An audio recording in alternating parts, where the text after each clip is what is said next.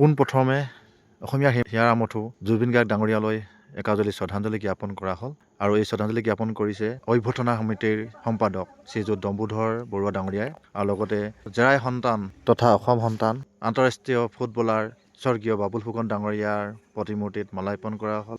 তেখেতলৈ একাঁজলি শ্ৰদ্ধাঞ্জলি জ্ঞাপন কৰা হ'ল আৰু এই শ্ৰদ্ধাঞ্জলি জ্ঞাপন কৰিছে শ্ৰীযুত উদীপ্ত বৰুৱা ডাঙৰীয়াই আৰু লগতে এয়া মই স্মৃতি তৰ্পক হিচাপে তৰ্পণ কৰিলোঁ। আমাৰ অগ্ৰজসকলৰ ত্যাগৰ স্মৃতিত তেখেতসকললৈ এভাগী সেৱা আগবঢ়ালোঁ।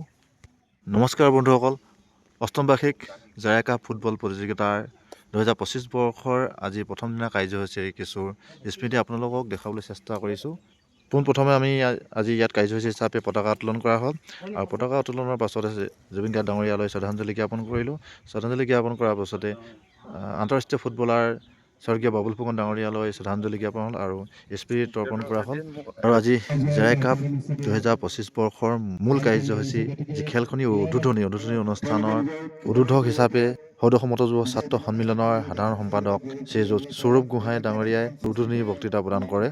আৰু আজি অংশগ্ৰহণ কৰিছে আছাম পুলিচ 6 CDO BN বনাম UTS SA আৰু দুয়োটি দলকে শুভেচ্ছা জনাবলৈ আগবাঢ়ি আহে জাৰাই কাপ ফুটবল প্ৰতিযোগিতাৰ অভ্যৰ্থনা সমিতিৰ সভাপতি শ্ৰীযুত চম্পক চেতিয়া ডাঙৰীয়া, লগতে সদৌ অসম মত যুৱ ছাত্ৰ সন্মিলনৰ সাধাৰণ সম্পাদকগৰাকী, লগতে সদৌ অসম মত সন্মিলনৰ ডিব্ৰুগড় জিলা সমিতিৰ সভাপতি শ্ৰীযুত তৰুণ চেতিয়া ডাঙৰীয়াৰ লগতে গণ্যমান্য ব্যক্তিসকলেও শুভেচ্ছা জ্ঞাপন কৰে।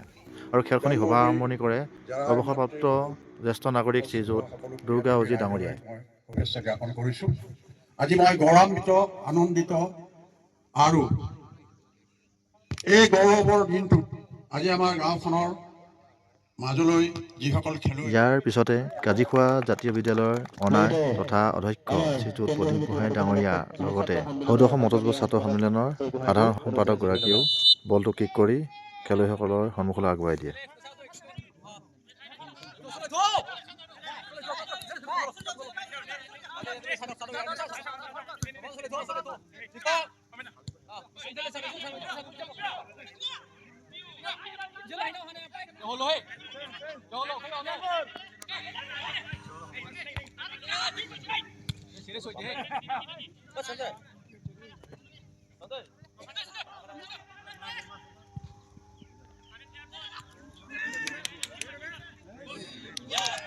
ইতিমধ্যে আছাম পুলিচ 6 CDOয়ে প্ৰথম গ'লটো দিবলৈ সক্ষম হৈছে।